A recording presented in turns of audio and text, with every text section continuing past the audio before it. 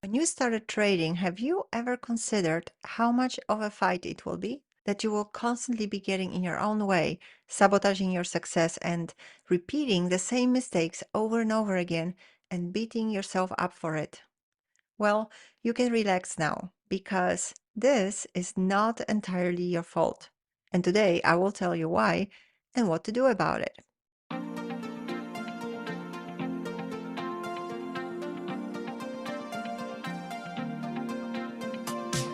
You are listening to the Confidence in Trading podcast. I am your host, Agnieszka Wood, a trading mindset coach and a seasoned day trader with over a decade of experience. In this podcast, we explore the fascinating world of psychology and the human element of trading. We take a deep dive into different perspectives to inspire you and help you navigate the emotional ups and downs of trading with self compassion and confidence. Whether you're just starting out or you're a seasoned pro, this podcast is your trusted companion providing support on your trading journey.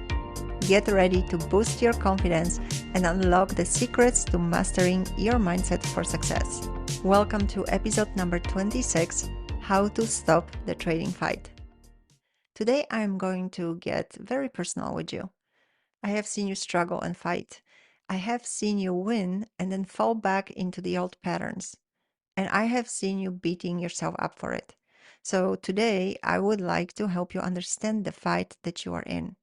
It's not the fight with the market and not even with yourself. It's really against an invisible power, a subconscious process that is taking place in your body. Let me begin with sharing a little story with you. When I was 3 years old, the doctors discovered that I had a heart defect.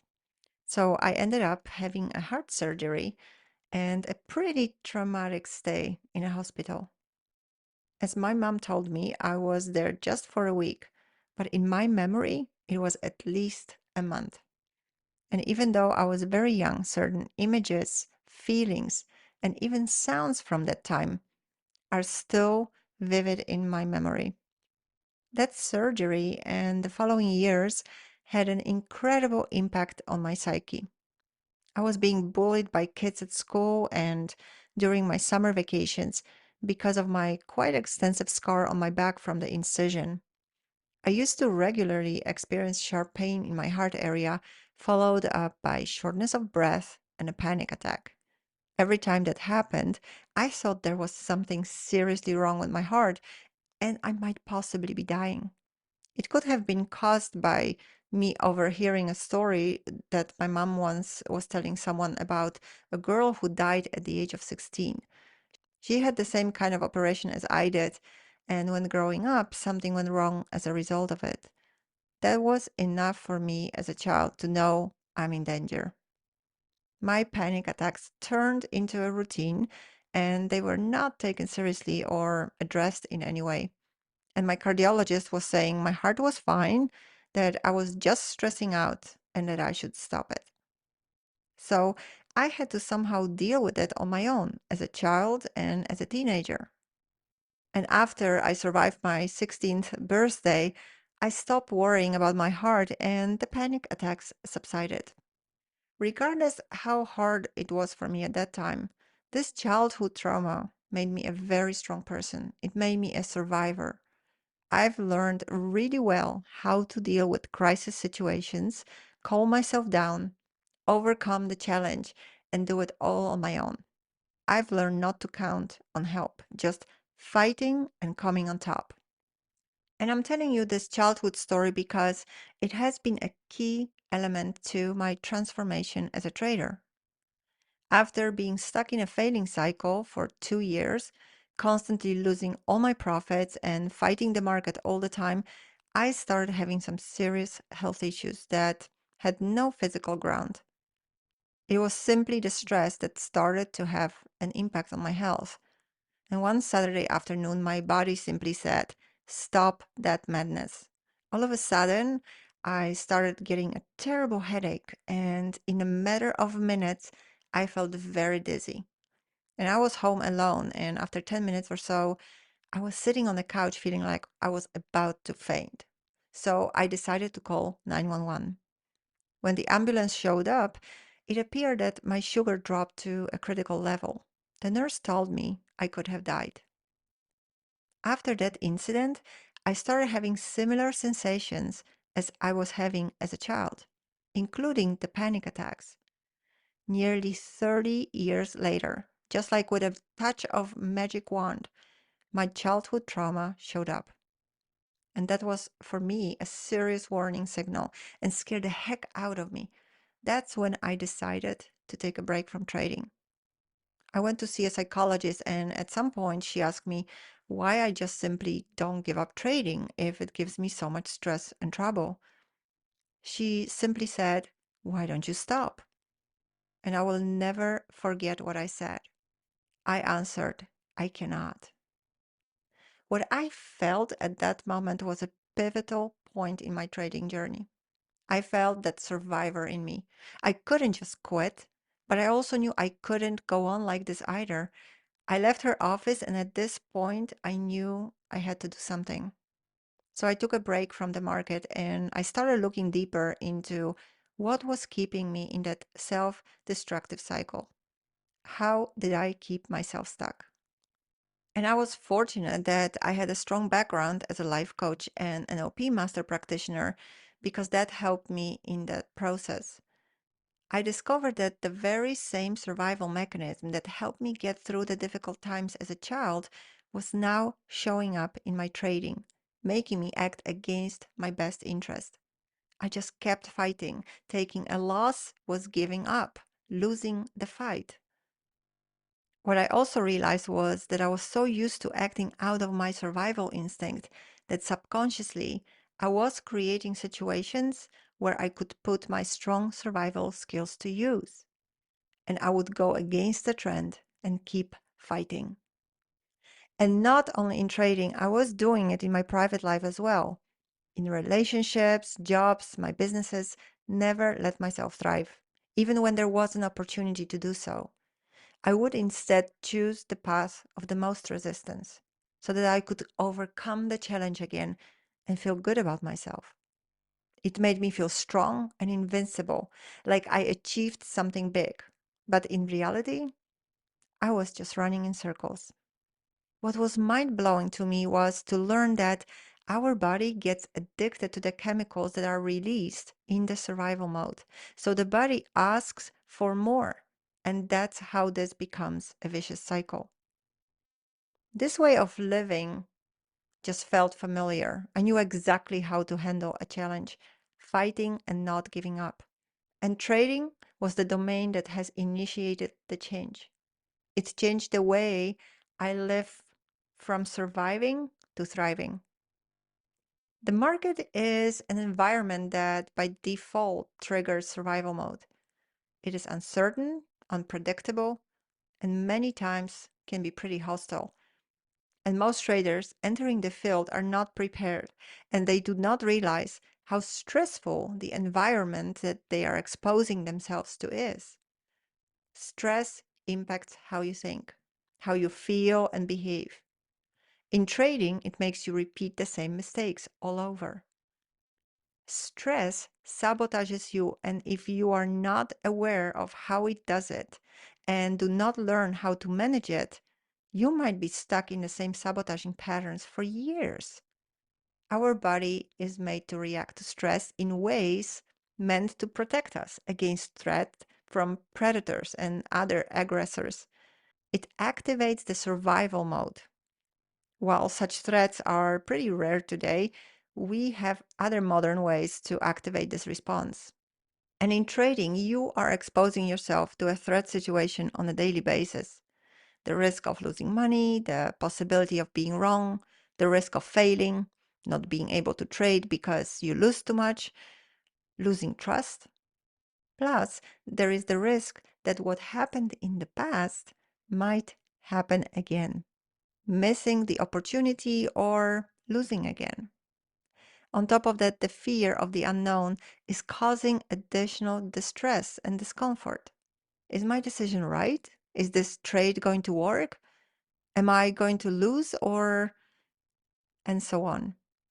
You get stressed as a result of thinking that you are not in control and not being able to predict the outcomes you want. Because of all this exposure, you may feel as if you are always under attack.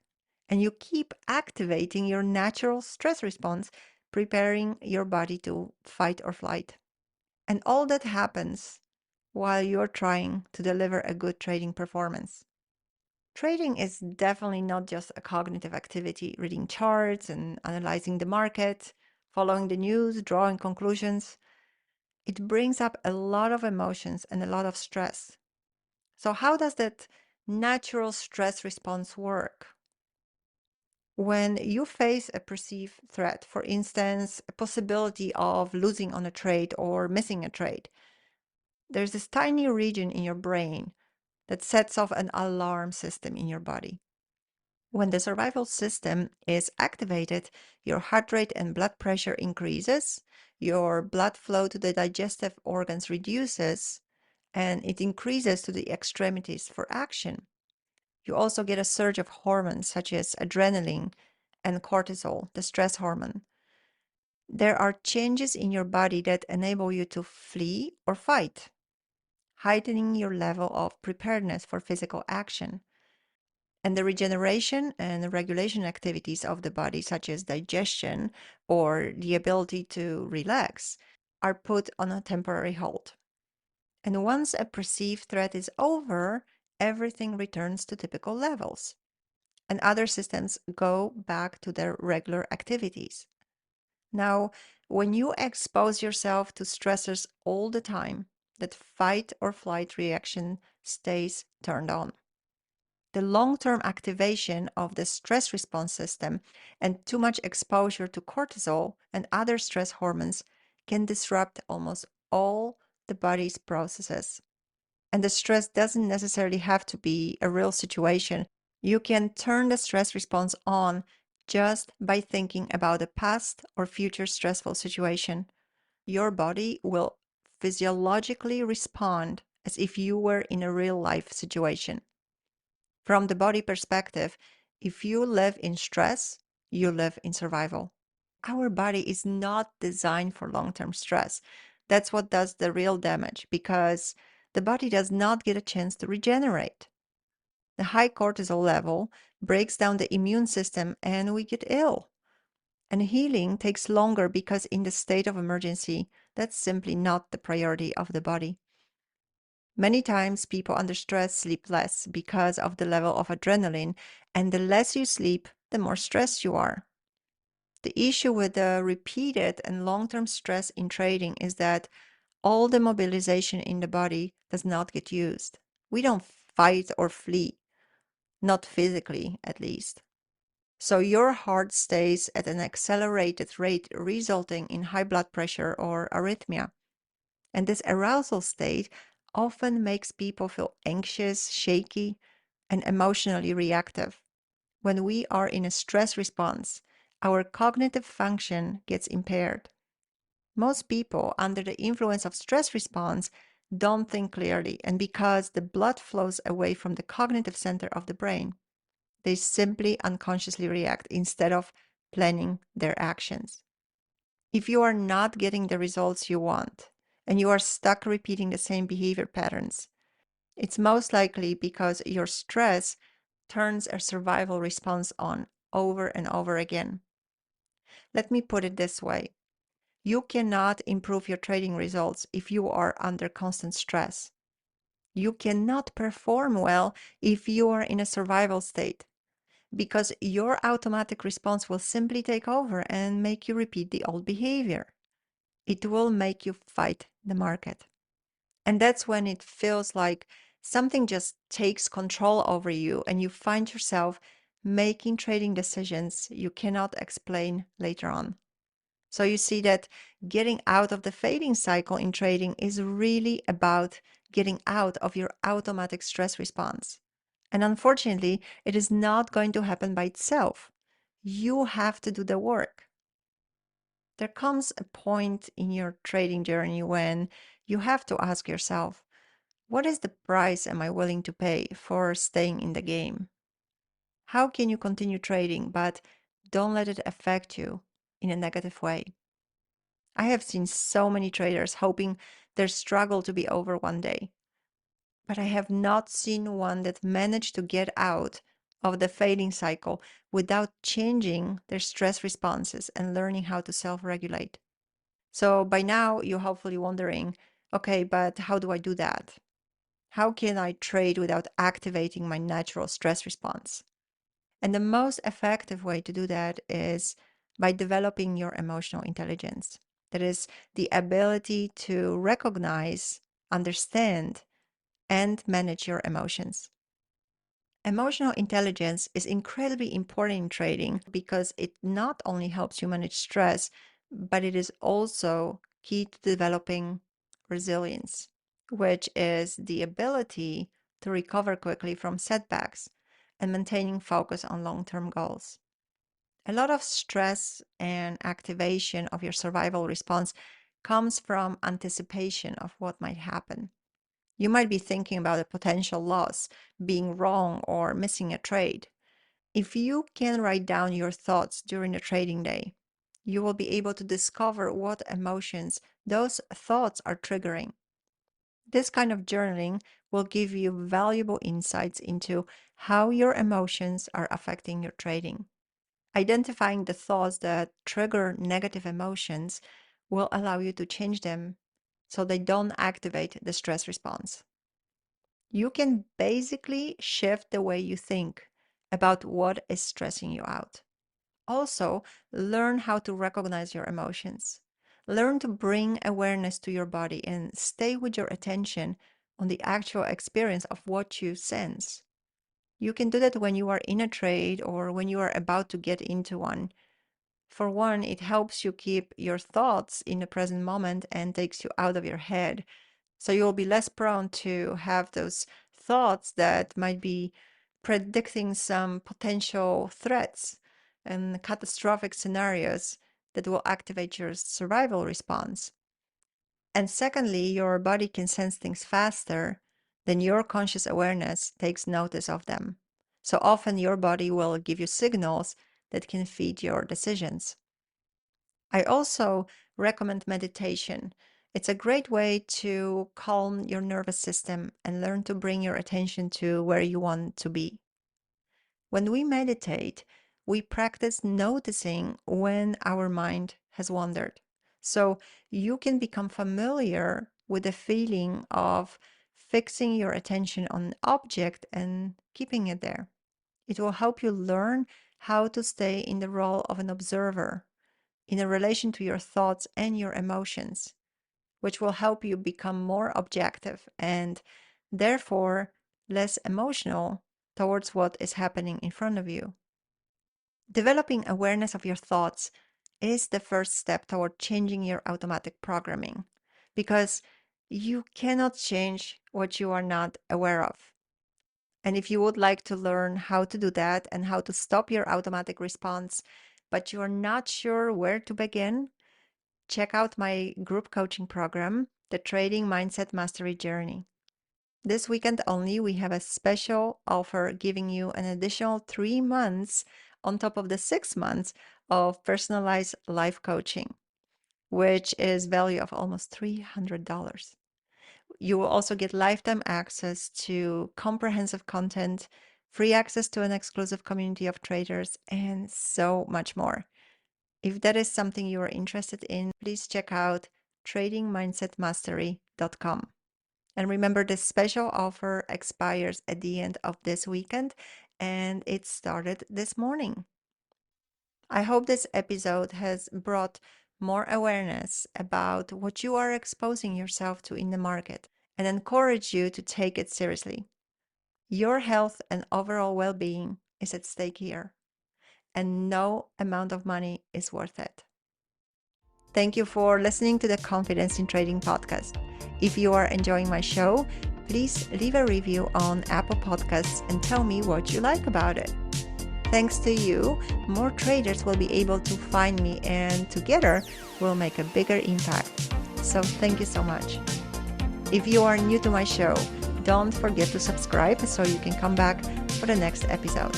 And make sure to also check some of the previous shows. Thank you again for tuning in. This is Agnieszka Wood from Ahead Coach. Bye for now.